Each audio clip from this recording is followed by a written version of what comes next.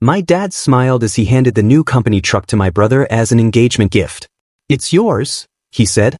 In response, I gave my 2 weeks' notice. 3 months later, they were desperate.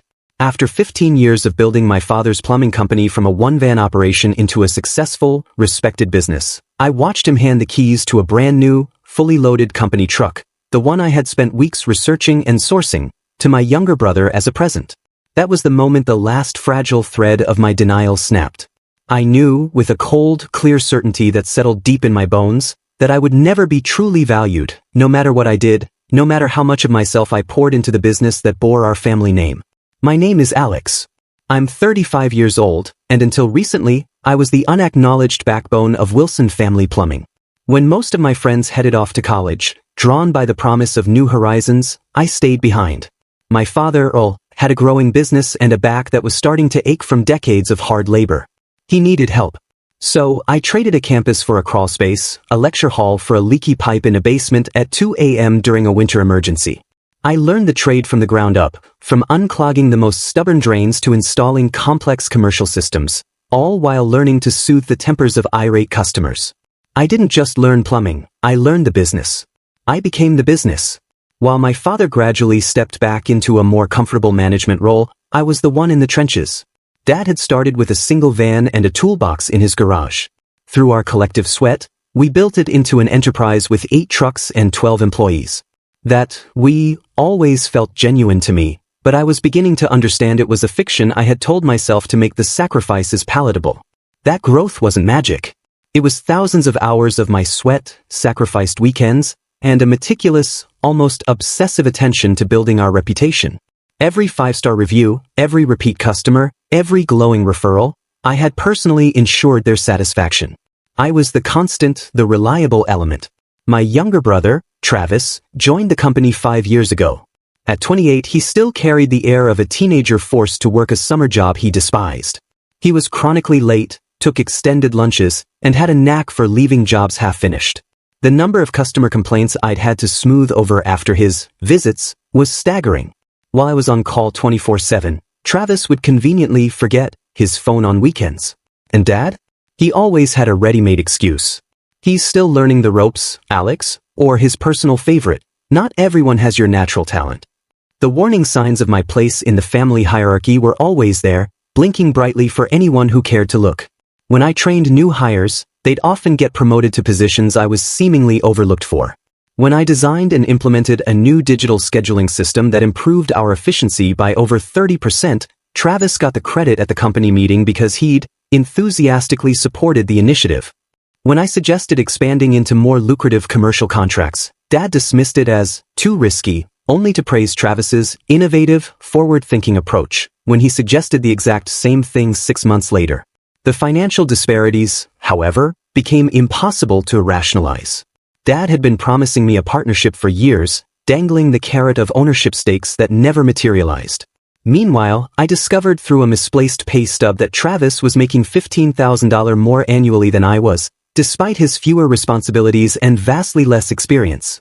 I was driving a 2010 truck with 180,000 miles on the clock, its suspension shot and its interior smelling perpetually of damp rust. Dad and Travis, however, cruised around in vehicles less than 3 years old. I told myself that loyalty mattered, that family comes first, that Dad would eventually see my contributions for what they were, the very foundation of his success. I was wrong on all counts. The final act began with my decaying truck. It had been breaking down regularly for months. The transmission slipped, the suspension was shot, and the cargo area had developed rust holes that let in water during rainstorms, damaging thousands of dollars worth of equipment. After a particularly bad breakdown caused us to miss a critical appointment with a major client, Dad finally, reluctantly, agreed we needed to replace it. That night, as I was assessing the water damage in the back of the old truck, Dad came out to the garage with 2 beers. He passed one to me and leaned against the workbench. For a moment, it felt like the old days before Travis joined, when it was just the 2 of us against the world. "Remember when I taught you how to change the serpentine belt on the old Ford?" he asked, a rare smile softening his weathered face. "You couldn't have been more than 12. I nodded, the memory washing over me with a painful sweetness. "You let me do the whole job while you supervised. Told me I had the steadiest hands you'd ever seen on a kid. Never seen anyone take to plumbing like you did, Alex, he said, taking a long sip of his beer, his eyes on the truck rather than on me. Natural talent. This business, it wouldn't be what it is without you.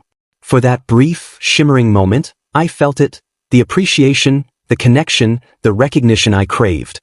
He clapped me on the shoulder before heading back inside, leaving me alone in the garage with the ghost of his praise and the crushing weight of its rarity. Why couldn't he say these things when it actually mattered? In business decisions? In pay? In front of Travis? I threw myself into the task of replacing the truck. 4 weeks, I researched options, balanced fuel efficiency with cargo capacity, hunted for the best deals, and prepared all the purchase paperwork. I even arranged favorable financing through our longtime bank. This truck would be my mobile office for the next decade. I wanted it to be perfect. The following Sunday, Dad invited us all for dinner. Travis brought his girlfriend, Jessica, recently engaged after a whirlwind 8-month courtship. Mom prepared a feast, and Dad was unusually cheerful. After dessert, he stood up and called for everyone's attention. My heart lifted, a foolish, hopeful bird taking flight. Was he finally going to acknowledge my hard work? Announce the partnership? Instead, he pulled out a set of keys attached to a silver keychain engraved with the company logo. With the biggest, most genuine smile I'd seen on his face in years, he handed them to Travis. "To help you start your new life, son," he boomed. "The new company truck is yours. I had them add all the upgrades you wanted. Consider it an engagement present from your mother and me." The silence that followed was an eternity, thick and suffocating. Travis grinned, a smug, triumphant look as he took the keys. Jessica clapped her hands in delight. They didn't even glance in my direction. My mother busied herself clearing plates, her eyes fixed on the tablecloth. I finally found my voice, tight and strained. "Dad, we discussed that truck for the service calls I handle. Travis doesn't even do emergency work." Dad waved a dismissive hand, his smile never faltering. "You can keep using your current truck for a while longer. Travis needs to project a professional image now that he'll be taking over more client relationships. Besides," he added, as if it were the most logical conclusion in the world, "you know how to keep that old one running. You've always been good with repairs." I watched Travis dangle the keys, already talking about custom paint jobs and new stereo systems. The truck I needed for my work, the truck I had meticulously planned for, was now his shiny new toy. On the drive home in my rattling, aging truck, something inside me finally broke. It wasn't just about the vehicle. It was about 15 years of being overlooked, undervalued, and taken for granted. It was the realization that in this family drama, I was forever cast as the reliable workhorse, while Travis would always be the favored son. That night, I couldn't sleep. I scrolled through job listings, something I'd never seriously considered before. I called Jack, a former colleague who'd left to start his own successful plumbing service. "Alex," he'd said, his voice booming with surprise, "with your skills and client list? You could write your own ticket anywhere in the county. Seriously, what's kept you at your dad's place all these years?" The question hit me like a physical blow. For the first time, I realized that what I had called loyalty was, in fact, the enabling of my own mistreatment. I had become so accustomed to being undervalued that I had forgotten my own worth. I spent the next week like a man possessed, meticulously documenting every system, every client preference, every maintenance schedule, and every supplier relationship. I updated the customer database with detailed notes on every major client. I wasn't going to sabotage them, but I also wasn't going to leave them with any excuse to call me after I was gone. The following Monday, I placed an envelope on my father's desk. He opened it an hour later, his expression shifting from confusion to disbelief. 2 weeks' notice? Is this some kind of joke, Alex? I explained my decision calmly and professionally.